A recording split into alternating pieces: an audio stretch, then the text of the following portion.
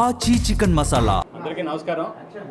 మనందరికీ తెలిసింది, నిన్న చాలా దారుణమైన మర్డరు మన గాజువాక ప్రాంతంలో జరిగింది. ఇందులో మౌనిక అని చెప్పేసి 30 సంవత్సరాల అమ్మాయి, అమ్మాయిని మరి ఇండియన్ నేవీలో పనిచేసే ఈ చింతాడ రవీంద్ర అన్న అతను దారుణంగా నరికి చంపాడు. దానికి నేపథ్యం ఏంటంటే, వీళ్ళకి 2021 నుంచి ఈ అమ్మాయికి ఈ రవీంద్రకి పరిచయం ఉంది. ఈ రవీంద్ర కావాలన్న ఉద్దేశంతోనే డేటింగ్ యాప్ ద్వారా ఈ అమ్మాయిని పరిచయం చేసుకున్నారు. పరిచయం చేసుకుని 2021 నుంచి కూడా ఈ రిలేషన్షిప్ కంటిన్యూ అవుతూ ఉంది. 2024 ఇతనికి పెళ్ళి అయింది. పెళ్ళి అయినప్పటికి కూడా ఈ అమ్మాయితో మరి రిలేషన్షిప్ కంటిన్యూ చేశారు. మరి ఈ మధ్య ఆవిడ అతని వైఫ్ ప్రెగ్నెంట్ అవ్వడం వలన డెలివరీ కోసంగా పుట్టింటికి వెళ్ళింది. ఆ నేపథ్యంలో ఇంకా అతను అమ్మాయిని పిలిపించుకోవడం, ఒక రిలేషన్ కంటిన్యూ చేయడం జరిగింది. అయితే వీళ్ళిద్దరి మధ్య చిన్న గొడవలు స్టార్ట్ అయినాయి. ఆ గొడవల్లో ఆ అమ్మాయిని ఏదో రకంగా చంపేయాలన్న ఉద్దేశంతో అతను నిర్ణయించుకున్నాడు. నిన్న ఆ ఉద్దేశంతోనే నిన్న అతను అమ్మాయిని ఇంటికి పిలిపించుకున్నాడు. అవి మన ఎల్బీ నగర్లో, గాజువాకలో ఎల్బీ నగర్లో కీర్తి ఎన్క్లేవ్ ఫ్లాట్ నెంబర్ 102 దాంట్లో ఇతను ఉంటాడు. అతను ఒంటరిగా ఉంటున్నాడు ఇప్పుడు ప్రజెంట్. అమ్మాయిని పిలిపించుకొని పథకం ప్రకారంగా అమ్మాయితో గొడవ పెట్టుకొని అమ్మాయిని గొంతు పిసికేసాడు. అంటే చెప్పిన ప్రకారం ఏంటంటే ముక్కు నోరు మూసేసి సఫికేషన్ చేసి చంపేశాడు. చంపేసిన తర్వాత అతను ఈ డెడ్ బాడీని ఏ విధంగా డిస్పోజ్ చేయాలో అర్థం కాక దాన్ని కావాలనే ఉద్దేశంతో అతను ఒక కత్తి తీసుకొని ఆ బాడీని 3 ముక్కలు చేశాడు అన్నమాట. గొంతు, తల, చేతులు, మొండెం అన్నీ కూడా సెపరేట్ చేశాడు. సెపరేట్ చేసేసి కాళ్ళన్నీ కూడాను ఒక సూట్ కేసులో ప్యాక్ చేశాడు. అదేవిధంగా మొండి భాగం ఫ్రిడ్జ్లో పెట్టాడు. ఈ తల, చేతుల్ని మరి అంటే 1 by 1 డిస్పోజ్ చేయాలన్న ఉద్దేశం అతని ఉద్దేశం. దాన్ని ఏం చేశాడంటే అతను బ్యాగ్లో పెట్టుకొని మన ఈ అడివరం రోడ్లో ఒక నిర్జన ప్రదేశం ఉంది. ఆ ప్రదేశంలో పెట్రోల్లో పేవ్స్ తగలబెట్టేసి మరలా వచ్చాడు. వీటిని కూడా డిస్పోజ్ చేయాలన్న ఉద్దేశంతో ఏం చేయాలో అర్థం కావట్లేదు. ఈ బాడీ ఎలా తయారు చేయాలి, ఎలా పంపించాలి, ఎలా డిస్పోజ్ చేయాలని చెప్పేసి తర్వాత అతను మొత్తం లోపల ఉన్న బ్లడ్ స్టైన్స్ కూడా మొత్తం కూడా వాష్ చేసినట్టుగా మనం నేరస్థల పరిశీలనలో తెలుస్తూ ఉంది. కంప్లీట్గా వాష్ చేస్తున్నాడు. అంటే ఏ విధంగా నేరం బయటపడకుండా తప్పించుకోవాలన్న ఉద్దేశం అతను కనబడతా ఉంది.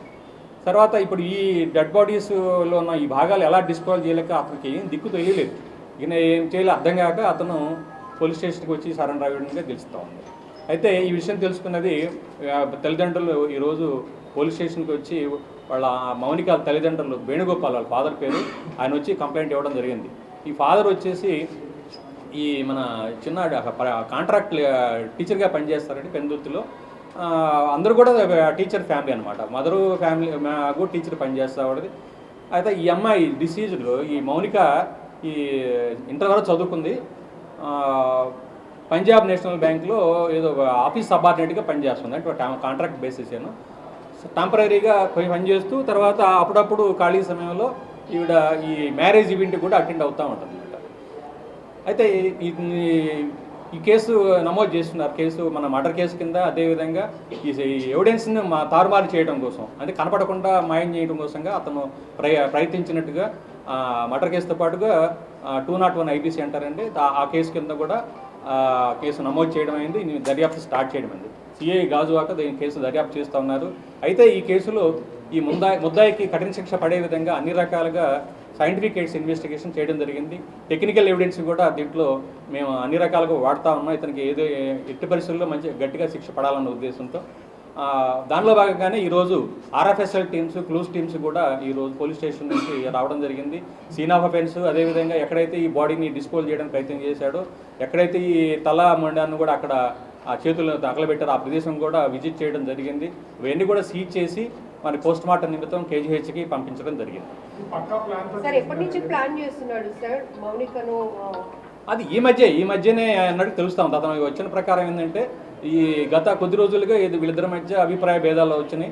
అతను చెప్పే వర్షన్ ఏంటంటే డబ్బులు డిమాండ్ చేస్తుందని చెప్పేసి అతను చెప్తున్నాడు. మరి అంత నమ్మడానికి వీలు లేకుండా ఉంది. ఎందుకంటే ఈ రోజు కాదు, ఇది 2021 నుంచి పరిచయాలు ఉన్నాయి.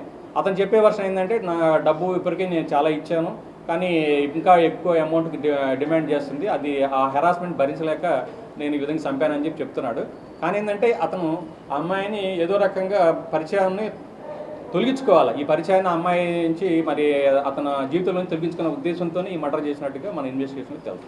సార్ నిన్న మౌనిక తన అంతలో తనే స్వతహాగా వచ్చిందా లేకపోతే ఆయన ఎక్కడి నుంచి పికప్ చేసుకుని ఇంటికి తీసుకొచ్చింది కదా? పర్పస్ ఏంటి సార్ నిన్న అమ్మాయి? అతని ఉద్దేశం అతనే తీసుకొచ్చి కావాలనే ఉద్దేశంతో పిలిపించుకున్నాడు. అతను పథకం ప్రకారం సంపాదన ఉద్దేశంతో అతను తీసుకొచ్చినట్టు తెలుస్తుంది.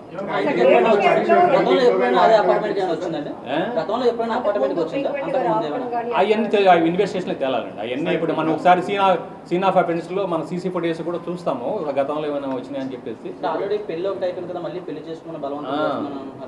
ఇద్దరి మధ్య ఏమైనా ప్రపోజల్ ఉందా సార్? మ్యారేజ్ చేసుకోవాలి అట్లాంటి ప్రపోజల్ ఏమైనా? ఇప్పుడు ఒకటమ్మా, ఇప్పుడు చనిపోయిన అమ్మాయికి లేదు చెప్పడానికి.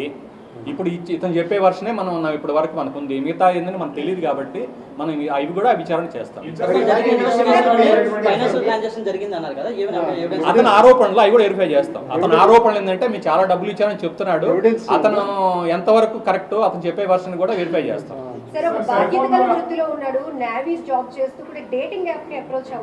అలాగే అదే కదా కరెక్ట్. అది వాడు ఇంటెన్షన్, అది మనిషి బాధ్యత కాదు, ఎన్ని కాదు, మనుషుల్లో రకాలు ఎలా ఇలాంటి మనుషులు కూడా ఉంటారండి. ఉద్యోగం చేస్తూ కూడా సెంట్రల్ గవర్నమెంట్ ఉద్యోగం మరి ఇండియన్ నేవీలో పనిచేస్తూ కూడా ఇలాంటి అకృత్యాలు దారుణమైన చేశాడంటే మరి ఎలాంటి వాళ్ళు చాలా రేరుగా ఉంటారు, ఎలాంటి మనుషులు కూడా ఉంటారని మనం అర్థం చేసుకోవాలి. అమ్మాయి మాకు చెప్పిన ఇంతవరకు ఇన్ఫర్మేషన్ ప్రకారం పెళ్లి జరిగినట్టుగా. ఏమండి ఎవరు తల్లిదండ్రులు ఏం చెప్తున్నారంటే మాకు ఎంతవరకు ఏమి ఇన్ఫర్మేషన్ లేదు, అప్పుడు కూడా నాకు తెలియదు అని చెప్తున్నారు తల్లిదండ్రులు. అబ్బాయి వాళ్ళు ఇంతవరకు వాళ్ళు ఎవరు రాలేదు, మన దగ్గర రాలేదు. అబ్బాయి ఒకటే ఉంటున్నాడు ఇక్కడ ఇంట్లో. అబ్బాయి తల్లిదండ్రులు రాజాం ఏరియాలో ఉంటున్నారు, వాళ్ళకేమీ లేదు.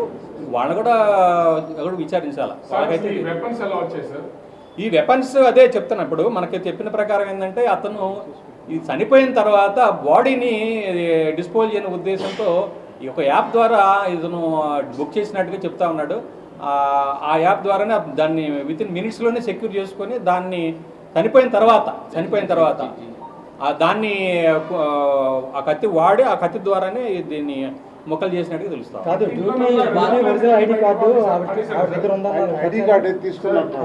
అవన్నీ కూడా దర్యాప్తులు చేస్తాం. కావాలి దర్యాప్తు ఈ రోజే స్టార్ట్ చేశాము. మిగతా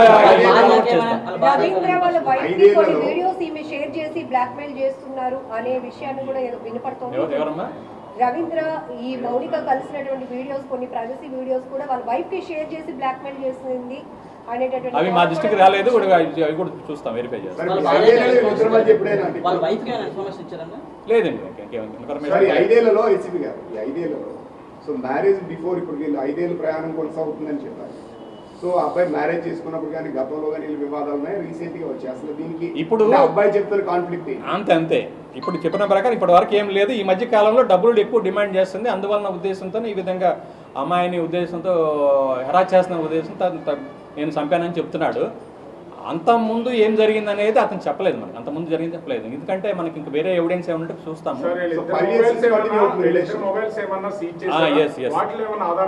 అవి చూస్తాం. ఇప్పుడు ప్రజెంట్ మొబైల్ సీజ్ చేస్తున్నాము.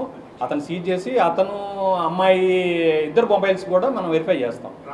వాళ్ళ CDRs కూడా వెరిఫై చేసుకొని వీళ్ళ ట్రాన్సాక్షన్ ఏముంది, ఇంకేమన్నా వీళ్ళ మధ్య ఏదన్నా మరి వీళ్ళు వీడియోస్ కానీ షేర్ చేసుకోవడం కానీ ఇంకేదైనా అకౌంట్స్ అవి కూడా వెరిఫై చేయడం జరుగుతుంది.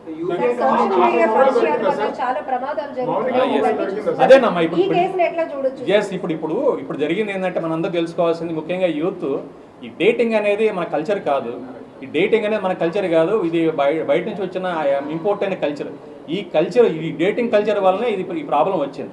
ఇప్పుడు యాక్చువల్గా మన పరిచయంలో వెరిఫై చేసుకోకుండా ఆ మనిషి అది బయట ఉన్న వ్యక్తి, అవతల వ్యక్తి ఎవరో పరిచయం చేసుకుండా ఓన్లీ డేటింగ్ యాప్ ద్వారా పరిచయం చేసుకొని అతను చెప్పేయే నమ్మి మరి ఈ విధంగా పరిచయాలు పెంచుకొని ఈ కంటిన్యూ చేయడం అనేది ఎంత ప్రమాదకరమో ఈ ఇన్సిడెంట్ మనకు తెలుస్తూ ఉన్నది. ఇప్పుడు చూడండి, ఈ ఇన్సిడెంట్లో అతనికి ఆల్రెడీ మ్యారేజ్ అయిపోయింది. మ్యారేజ్ అయిన వాళ్ళు కూడా మరి ఫిజికల్ రిలేషన్షిప్ లేకపోతే రిలేషన్షిప్ కంటిన్యూ చేస్తున్నారంటే మరి ఎంత ప్రమాదకరమో కూడా ఆలోచన చేయాలి. ముఖ్యంగా యూత్ ఈ యాప్స్ గురించి మరి చాలామంది యూత్ని పక్కదావ పట్టించే విధంగా ఉన్నాయి. చాలా జాగ్రత్తగా ఉండాలండి ఈ డేటింగ్ యాప్స్ వల్ల. ఈ యాప్సే కాదు, సోషల్ మీడియాలో చాలా ఉన్నాయి, మంచి ఉన్నాయి, చెడ్డ ఉన్నాయి. మంచి చూసుకోవాలి కానీ చెడ్డ వాటికి చాలా ఈజీగా అట్రాక్ట్ అవుతున్నారు. వాళ్ళు పెట్టే మెసేజెస్, వాళ్ళు పెట్టే పోస్టింగ్స్ పట్ల చాలా జాగ్రత్తగా ఉండాలి. ముఖ్యంగా తల్లిదండ్రుల పాత్ర చాలా ఉందండి దీంట్లో. యూత్ ఏంటంటే వాళ్ళకి మంచి చెడ్డ తెలియదు, తల్లిదండ్రులు కొంచెం గైడ్ చేయాల్సిన అవసరం ఉంది. వాళ్ళు కూడా వాళ్ళ రోల్ కూడా గట్టిగా ప్లే చేయాలి, అదర్వైజ్ చాలా ప్రమాదం జరిగే అవకాశం ఉంది. మేజర్గా ఈ మొత్తం ఇన్సిడెంట్స్ సంబంధించి అసలు ఆ బాడీని మొత్తం క్లీన్ చేయడానికి, ఎందుకంటే ఎక్కడ ఒక రక్తం మరక కూడా లేదు, అసలు ఎట్లా కెమికల్స్ యూజ్ చేశాడు, మీ ఇన్వెస్టిగేషన్ ఏమైనా తేలింది అసలు ఇది? ఎస్, వాష్ చేసినట్టుగా తెలుస్తూ ఉంది. అతను చెప్తున్నాడు వాష్ చేసామని చెప్తున్నాడు. అవి సైంటిఫిక్ ఎయిడ్స్గా అవన్నీ కూడా ఫిజికల్ క్లూస్ గ్యాదర్ చేయడం అయింది. వాడు ఏమైనా వాటరే వాడారో ఇంకేమైనా వాడారో అవి కూడా మన బయటకు వస్తుంది. వెపన్ ఉందా సార్? వెపన్ ఉంది, వెపన్ సీజ్ చేసాం. ఇది కత్తి ఉంది, ఆ కత్తిని సీజ్ చేయడం జరిగింది. దర్యాప్తులో భాగంగా ఈ ఆర్ఎఫ్ఎస్ఎల్ టీము కోఆపరేషన్తో మేము అక్కడ ఆ ఇంట్లో ఏదైతే నేరం జరిగిందో ఆ ఇంట్లోనే అక్కడే ఉంది. సార్ అప్రాక్సిమేట్ 2 లక్షల వరకు యూపీఐ ట్రాన్సాక్షన్స్ చేశాడని చెప్పేసి అని అంటున్నారు. మరి ఆన్లైన్ ట్రాన్సాక్షన్స్ ఇవన్నీ అవన్నీ కూడా అండి అతను చెప్పే వర్షన్ను ఒకసారి వెరిఫై చేసుకోవాలి. మేము వెరిఫై చేసుకుంటాము అతను నిజమా కాదా, ఆ అమ్మాయి అకౌంట్స్ ఇతని అకౌంట్స్ ద్వారా పోయినా లేవా అవి కూడా దర్యాప్తు చేయడం జరుగుతుంది. అతని వర్షన్ ఎంతవరకు కరెక్ట్ కూడా వెరిఫై చేస్తాం. అతని వర్షన్ అది అతని వర్షన్ వెరిఫై చేయడం ఏంటంటే ఇప్పుడు ఒకటండి, ఇందాక చెప్పిన విధంగా ఏదైతే ఈ డేటింగ్ యాప్స్ అపరిచిత వ్యక్తులతో పరిచయాలు పెంచుకుంటే ఎలాంటి ప్రమాదాలు జరుగుతాయి అనేది ఆలోచన చేయాలి. పరిచయాలు అపరిచిత వ్యక్తులతో పరిచయాలు అది ఏదైనా డేటింగ్ కావచ్చు ఏదైనా కావచ్చు చాలా ప్రమాదకరం అని చెప్పేసి అందరూ తెలుసుకోవాలి. ఆ ప్రమాదకరమైన పరిచయాల వల్లనే ఈ విధంగా మర్డర్కి దారితీస్తుందని చెప్తారు. సార్ నిన్న అమ్మాయి ఎన్ని గంటలకు వచ్చింది, రాత్రి ఎన్ని గంటల ప్రాంతంలో దారపాలంకి ఆ మౌనిక తల భాగాన్ని తీసుకెళ్లి అక్కడ తగలబెట్టాడు? ఇది కొంచెం క్లారిటీ కావాలి. ఈవినింగ్ టైం నైట్, మార్నింగ్ మధ్యాహ్నం 12:30 1 గంట ప్రాంతంలో ఇది ఆఫెన్స్ జరిగినట్టుగా మనకు తెలుస్తుంది. అది జరిగిన తర్వాత ఈవినింగ్ టైంలో చీకటి పడిన తర్వాత అతను వెళ్ళి డెడ్ బాడీ అది తల అది చేతులు అది తగలబెట్టడానికి ప్రయత్నించారు.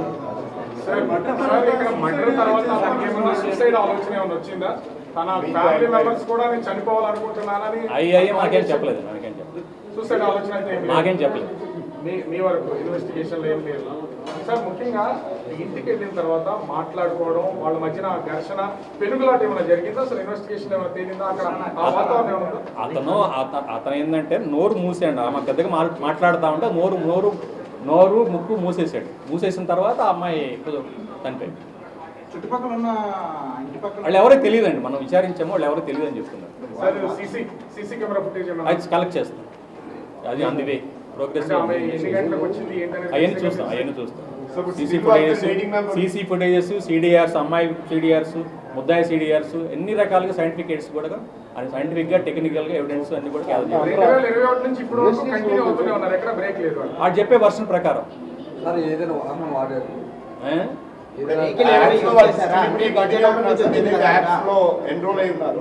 అమ్మాయి అబ్బాయి స్టిల్ కంటిన్యూ ఏంది డేటింగ్ యాప్స్ ద్వారా పరిచయం అయ్యారు, స్టిల్ దే ఆర్ కంటిన్యూ.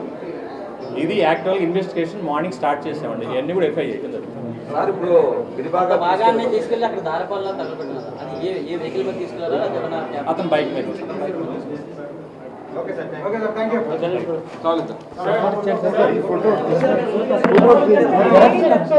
అది కాపీలు ఏమని